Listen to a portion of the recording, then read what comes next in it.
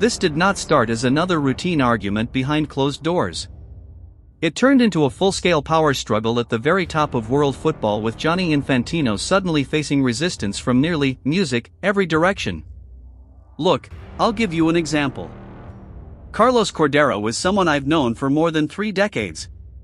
Very high-integrity individual, and he was his advisor and had expertise in all the aspects of what was proposed, and he was not consulted. This is not how you run any business, a small business, let alone something that is a global responsibility like football. Where are all the other former players that are paid by FIFA? Get your head above the parapet. Show some respect and slam this man, slam this organization, and don't put the money first. Saturday, UEFA said it had lost confidence in Infantino's leadership. The plan that was put forward was offensive to many people, football people around the world. And it can't be the case that we just move on and forget that. It wasn't acceptable. And as I say, I don't believe he's the right man to lead FIFA forward. But also that of many other members of the football family. That went far beyond the usual political disagreement between football organizations. It was a public challenge to Infantino's authority, arriving only 24 hours after he was forced to abandon one of the most ambitious plans of his presidency. Now, we've had support for the FIFA president, Gianni Infantino, from the Qatar Football Association. A statement by Sheikh Hamad bin Khalifa bin Ahmed Al Thani, the president, says as such. They do say, "We welcome FIFA President Gianni Infantino's decision to withdraw the FIFA Forward Enterprise proposal in the interest of the global football community. While the proposal had merit, we applaud the wisdom beyond prioritizing unity among member associations." The proposal lasted less than 72 hours before opposition spread across the football world and put FIFA under serious pressure. And the speed of the backlash is what makes this story even more striking. On Monday, Infantino announced FIFA Forward Enterprise, a proposed $20 billion commercial entity designed to sell minority stakes connected to World Cup rights to private investors. Because the integrity of this organization has gone down the toilet and went down the toilet a long time ago. UEFA reportedly voted 55-0 to boycott the next World Cup if the plan moved forward. Concacaf opposed it. The Asian Football Confederation opposed it. European leagues described the proposal as reckless while FIFPro, the players' union, warned that it could turn football into an investable asset for private capital. Then, another major signal arrived from the United States. In just a matter of days, what was presented as an ambitious new commercial project had become a serious political headache for FIFA, exposing just how quickly powerful football institutions were prepared to push back against Infantino. Then, the pressure moved beyond football's boardrooms and straight into public view. Andy Burnham, the mayor of Greater Manchester, posted a public statement declaring the World Cup is not a product. Not because of this deal.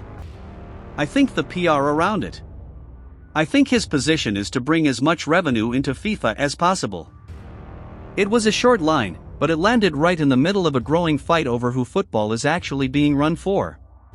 By Friday night, the whole proposal was basically dead. Infantino pulled the plan entirely, saying it had created divisions of a nature that are no longer in the interest of the objective. From the big announcement to a complete collapse, it took only 72 hours. But UEFA was not about to act like withdrawing the proposal suddenly fixed everything. Its Saturday statement went much further, shifting attention from the failed plan to the people behind it. UEFA said, "We cannot keep going on like this with secret schemes on fast-track timescales cooked up by faceless individuals and of dubious benefit to the game. We must identify those responsible and hold them to account." Alright, a bit of breaking news. I mean, it gets bad to worse for Infantino. This has just come to us, by the way. The Times' Martin Ziegler has done it again. He's reporting that Infantino has offered Morocco the 2030 World Cup final in return for their support. It's unbelievable. That language made the dispute feel bigger than one commercial idea.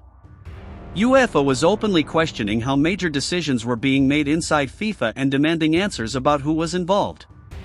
Then came an even sharper move. UEFA reached back to Infantino's own words from 2016 when he was first elected FIFA president. At the time, Infantino said, "Of course, we have to be transparent and the money of FIFA is your money. It is not the money of the FIFA president." Nearly a decade later, UEFA used those promises against him. Its verdict was clear. On both promises, it said he had failed to deliver. UEFA also described the proposed arrangement in brutal terms, music, calling it a shabby backroom opaque deal that Infantino had tried to push through. In its view, the process was the exact opposite of the transparency FIFA's president had once promised. And suddenly, another detail started getting more attention. UEFA President Alexander Ceferin did not attend the 2026 World Cup final. His absence had already been publicly noticed at the time. But, against the backdrop of this rapidly deepening dispute, music, that decision could now be viewed through a very different lens. What makes this situation even more dangerous for Infantino is that the opposition does not look like something that appeared overnight. There are signs that a case against his leadership has been building for some time, waiting for the right moment to break into the open. The collapse of the FFE proposal may have provided exactly that opening. What was once mostly tension behind closed doors is now turning into a very public battle over who should control FIFA and where world football goes next. And the timing could hardly be more serious. The FIFA presidential election is scheduled for March 18th, while November 18th is the deadline for candidates to officially declare themselves. Until this latest drama, Infantino had widely expected to cruise toward another term without a serious opponent, just as he did in 2019 and again in 2023. That comfortable expectation is now looking far less certain. The history here matters. The last person to defeat a sitting FIFA president in an election was João Havelange, who removed Sir Stanley Rouse from power back in 1974. That was more than half a century ago. Since then, sitting presidents have generally entered elections from positions of enormous strength.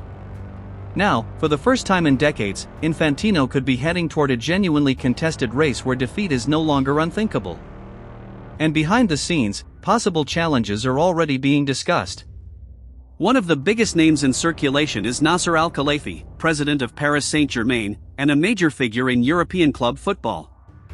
Reports suggest his name is being actively discussed within UEFA circles as someone who could challenge Infantino. A source close to Al-Khelaifi told the BBC that he has no interest in running for the FIFA presidency. However, The Independent has reported that some UEFA members are still pushing his name.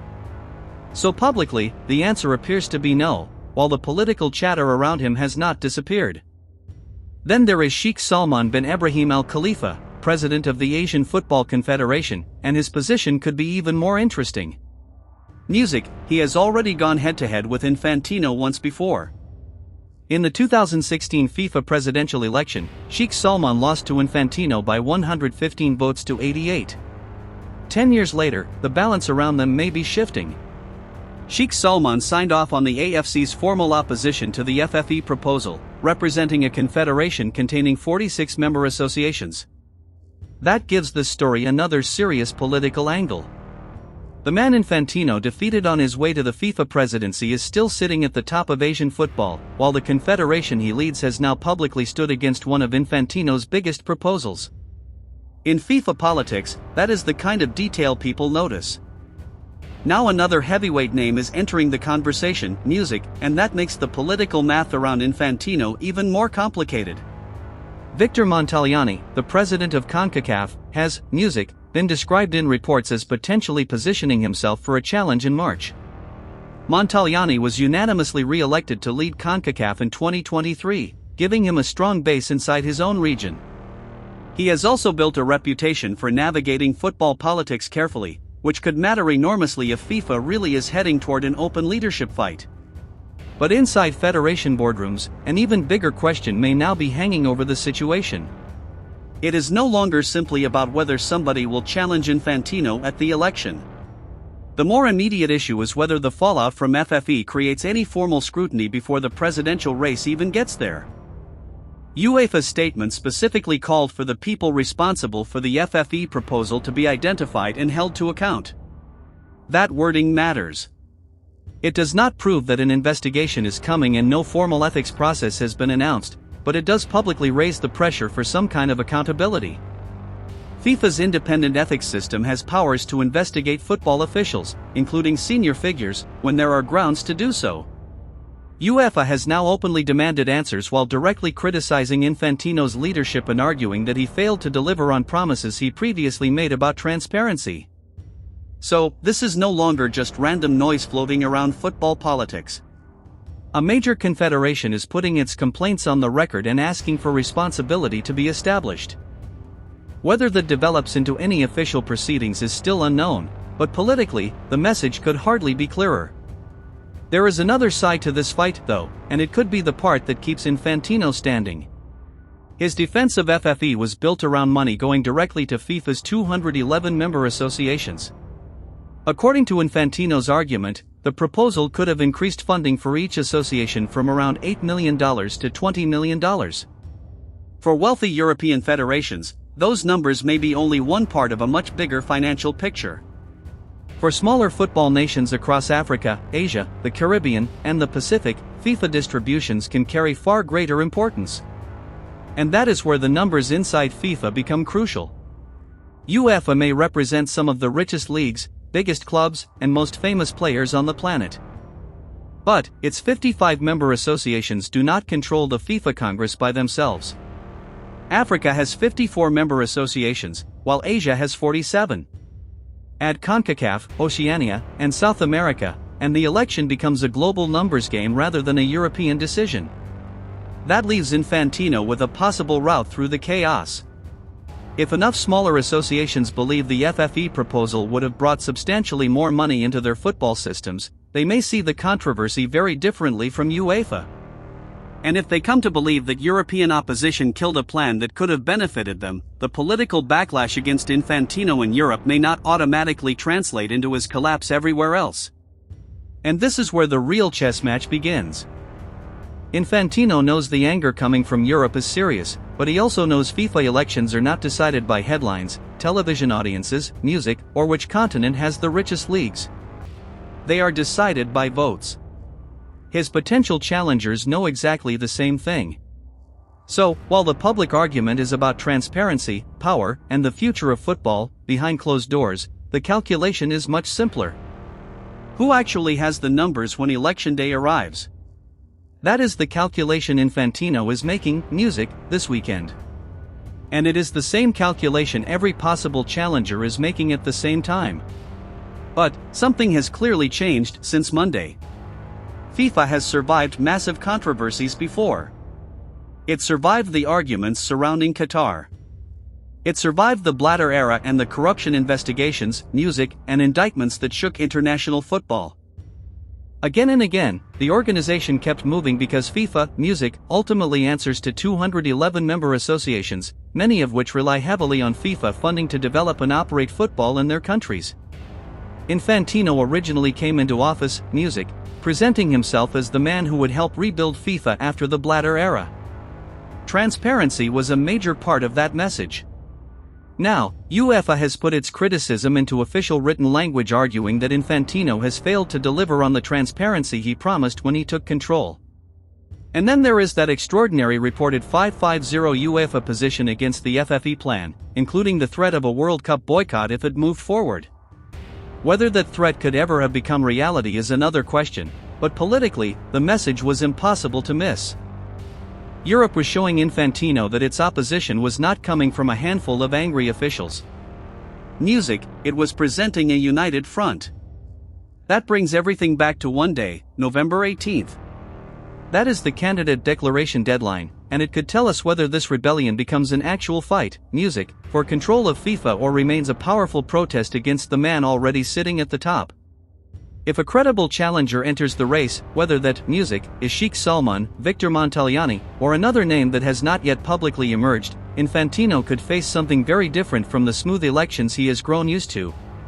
Then, the real campaigning starts. Every federation matters. Every regional alliance matters. Every promise of development funding matters. Europe can make noise, music, but Africa, Asia, Concacaf, South America, and Oceania all have their own interests, relationships, and priorities. A challenger would need to do more than criticize Infantino. They would need to convince enough of FIFA's members that changing the president is better for them than keeping the system they already know. But if November 18 arrives and nobody credible declares, Infantino could once again move toward re-election without an opponent. Even after music, UEFA publicly said it had lost confidence in his leadership. That would expose one of the biggest contradictions in modern football governance. The organizations generating much of the sport's global attention and commercial power can fiercely oppose a FIFA president without necessarily having enough votes to remove him. So, watch the deadline closely, because between now and November 18, every meeting, every public statement, and every possible candidate could change the shape of this battle. If music, you want to follow the twists without missing the details, subscribe to Machio and turn on notifications. Like the video if you enjoyed the breakdown, and share it with someone, music, who follows the politics behind world football, because this story is moving fast and there could be plenty, music, more drama before the candidates are officially locked in. Machio will be following the major developments, the possible challenges, music, the voting numbers, and the power moves shaping the race. Drop your take in the comments, too. Does Infantino still have enough support across FIFA to survive this challenge? Or are we watching the beginning of a real change at the top of world football? Like, share, subscribe to Machio, and stay locked in for the next one. Peace.